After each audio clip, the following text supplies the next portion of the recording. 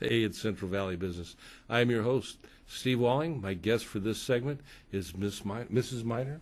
Welcome to the show. Thank you. We're going to talk about Mollie's House. Yes. Tell me about Mollie's House. So Mollies House is a home for young girls ages 12 to 17 that are victims of sex trafficking. You know, I first moved to this region 20-some years ago. I had no idea. And, you know, for years, every once in a while you hear a little snippet here and there. Even today, you don't hear a whole lot about it. Once in a while, something will pop up in the news. But how prevalent is that in this region? Very. Very? Very. In fact, the state of California is one of the largest states for sex trafficking. Is it really? It is. I didn't know that. Mm-hmm. And how long has Mollie's House been around? 5 years. 5 years? Mm-hmm. Yes. What a great deal. Yeah. Have you been with it since the beginning? I have. I'm the founder. You're the founder? I am. Right on. Yes.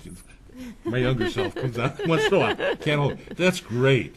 How did you come to that idea to do this? It's actually my ministry. Okay. And the name comes from my grandmother, right. my maternal grandmother. Uh-huh. She was an awesome woman and very community-oriented and took care of kids.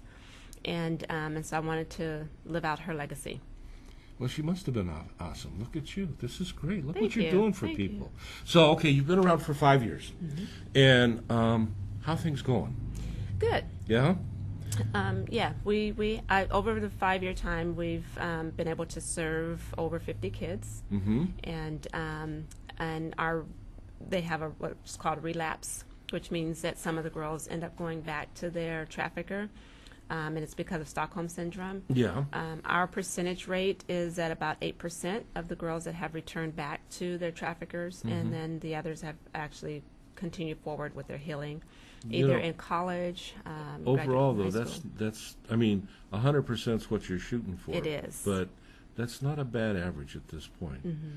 It's got to take a couple of dollars to keep this thing in business, doesn't it? It does. How do you do that? We are private funded as well as state funded, because I do take private residents, which I have now, and so we reach out to communities, to churches, organizations to help fund, so that we can continue. How the communities, the organizations and stuff here in the general Fresno area doing? They respond pretty well for you? We have a couple of individuals that have been very responsive. Yeah. Mm-hmm. But we're looking for more. We're looking for more. And it's really important to It is. You betcha it is. It is.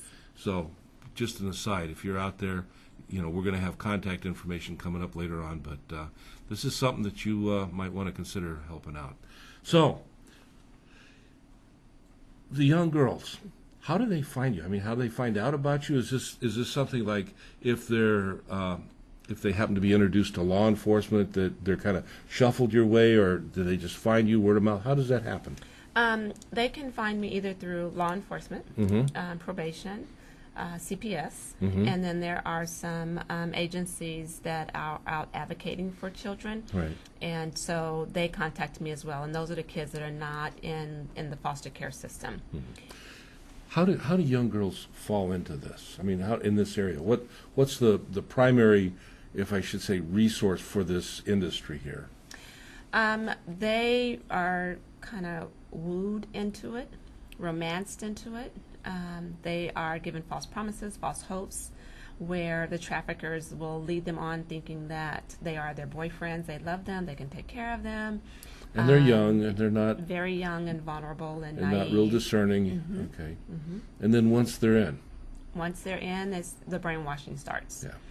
And then once the brainwashing starts, it's hard to get them to see anything outside of that. And I imagine there's probably drugs involved with it too. Definitely oftentimes. drugs involved. Definitely. You know.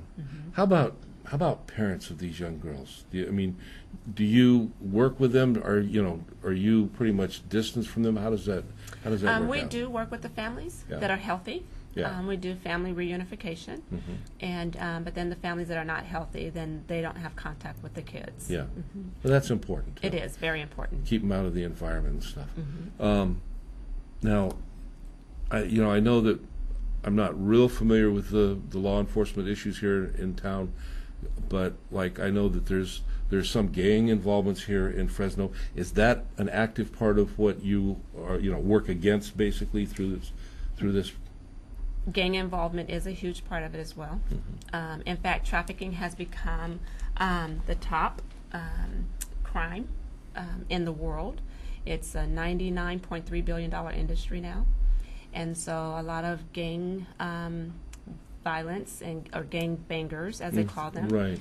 And drug dealers have changed to work to do actually trafficking, because what they say is that with reproducing the drugs, it costs them money, so they only make a certain amount. Whereas with the girls, it doesn't cost them anything, and the girl can work up to 20 times a night. That's pretty tough. And where do you see Mollies House going? Actually, I want to expand it. Okay. I want it to grow. The need is great. I can see that. Mollies House is actually the only home in the Central Valley. Is it really? Now that I find surprising. But congratulations that you're here. Thank you. Yeah. Thank you. So there's even a greater need for the girls that they pick up when they have stings that are not in the system. And so there's a need for those kids that don't have services tied to them. Right. And that's where the direction of Mollies House is going now, is reaching out to those kids that are considered private kids, that are not caught up in the system, Right. that don't have the funding Or to be the put resources. into resources for residential treatment program. So that's the direction we're wanting to move into now. But that, of course, then is solely funded by private donations. And so what does Mollies House need? Mollies House need funding. Yeah. Volunteers. Volunteers? And we always take hygiene donations such as hygiene products, clothing, shoes, food. We have a wonderful farm, Harvest Farm, Organic Farms. They donate our produce to us that's every great. week, which is Yeah. awesome. Yeah. And then our girls go and volunteer on the farm, and so they do farm therapy. And that's which good is for awesome. them, too? It is very good for them. All right. Well, that's wonderful. Listen, I want to thank you for being on the show. I'd like you to come back in the future. Tell us more about how it's going and how things are helping.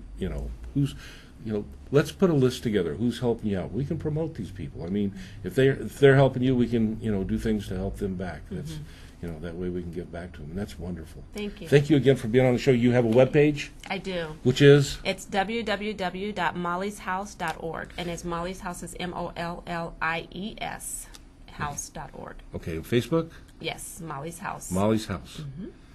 Very important. You may not have a child, but you may know of a child or something, or you may just have a heart that wants to help out. This would be a good place to do it. We'll see you when we come back.